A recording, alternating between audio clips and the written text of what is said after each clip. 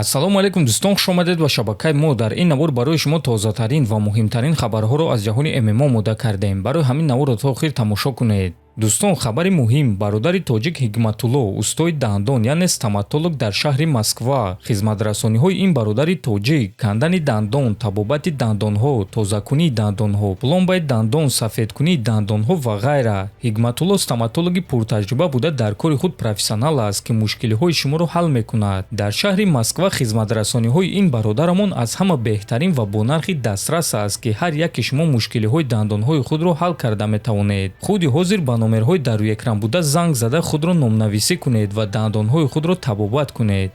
инак дӯстон, чанд рӯз пеш тобови ҷангори вазни сабук UFC Арман Царукян эълон карда гуфт, ки Ислам Махачев ба наздикӣ аз ҷангҳо меравад ва ӯ чеҳраи асосии UFC мешавад ва UFC-ро ба пуррагӣ забт мекунад. ҳамчунин Арман илова карда гуфт, ки шоҳи вазни сабук мешавад. дар ин суханҳои Арман Царукян ҷангори бебоғ чемпиони ташкилоти PFL ва Bellator Усман Нурмагомедов ҷавоб дода навишт, ки шояд Ислам аз ҷангҳо меравад, лекин бародар, мо дар ин ҷоем, навиштааст Нурмагомедов. ва дӯстон, бояд қайд кард, ки айни замон Усман Нурмагомедов дар ташкилоти PFL баромад мекунад, лекин аён аст, ки ба наздикӣ ӯ ба UFC меояд ва дар ояндаи наздик бо Арман Царукян ҷангида метавонад, чунки ҳардуяшон дар вазни сабук баромад мекунанд ва ҳардуяшон хеле ҷавонанд. ва биёед мебинем, ки дар ин бора Камил Гаджиев чӣ гуфтааст.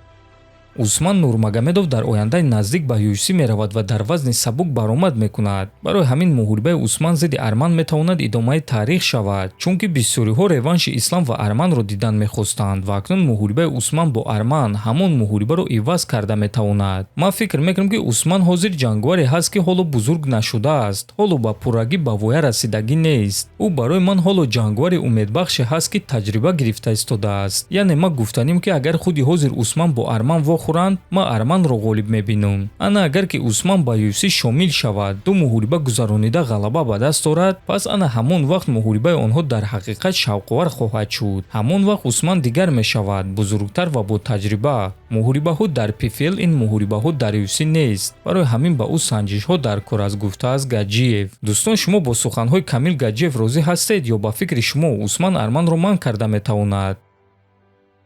чӣ гуна ки аз наворҳои гузаштаи мо медонед, чанд рӯз пеш Дана Вайт гуфт, ки Ислам Махачев моҳи август бармегардад ва аввалин ҳимояи камарбанди худро мегузаронад ва имрӯз ташкилоти UFC турнири калони худро дар моҳи август эълон карданд. акнун расман рӯзи 15 август дар Филаделфия турнири калони UFC 330 баргузор мегардад, ки ин турнир дар майдони Xfinity Mobile мегузарад. айни замон ягон муҳорибаи ин турнир расман эълон шудагӣ нест, лекин агар мо ба суханҳои Дана Вайт баргардем, ки ӯ гуфт Махачев моҳи август бармегардад, пас бо эҳтимоли калон дар муҳорибаи асосии ин турнир Ислам Махачев баромад карда метавонад. ҳамчунин бояд қайд кард, ки чанд рӯз пеш менеҷери Махачев Али Абдулазиз хабар дода буд, ки рақиби Ислам Махачев аллакай аниқ шудааст ва ӯ довталаби асосии вазни нимёна аст. ва дӯстон, айни замон се ҷангваре ҳаст, ки яке аз онҳо рақиби Ислам шуда метавонад: Иен Гери, Майкл Моралес ва Камару Усман. ба фикри худи шумо кадоме аз ин се нафар рақиби навбатии Ислам шуда метавонад? метавонед фикрҳои худро нависед.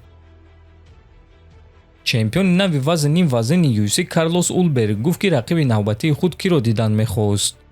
Магомед Анкалаев яке аз беҳтаринҳо дар ин дивизион аст. барои ман қувваи худро дар ҷанг зидди ӯ санҷидан шавқовар аст ва ман фикр мекунам, ки ӯ арзанда аст, ки барои камарбанд ҷангад, лекин қарор дар дасти ман нест. касеро ки матчмекерҳо зидди ман монанд, бо ҳамон шахс меҷангум, гуфтааст Улберг. ва дӯстон, дар ҳақиқат аз ҳама зиёд Магомед Анкалаев арзандаи муҳорибаи унвонӣ аст, лекин чӣ гуна ки мебинем, ҳозир бисёри муҳорибаҳоро промаунт интихоб мекунанд ва бо 100% боварӣ гуфта намешавад, ки рақиби навбатии Карлос Улберг Магомед Анкалаев шуда метавонад. хотиррасон мекунем, ки Магомед Анкалаев дар охирон муҳорибаи худ дар реванш зидди Алекс Перейра шикаст хӯрда камарбанди чемпиониро аз даст дода буд. дар ҳамин ҷо дӯстон, навори мо ба анҷом мерасад. фикру ақидаҳоятонро нависед, ҳатман дар YouTube канали мо обуна шавед. то боздид, хонободу сарбаланд бошед.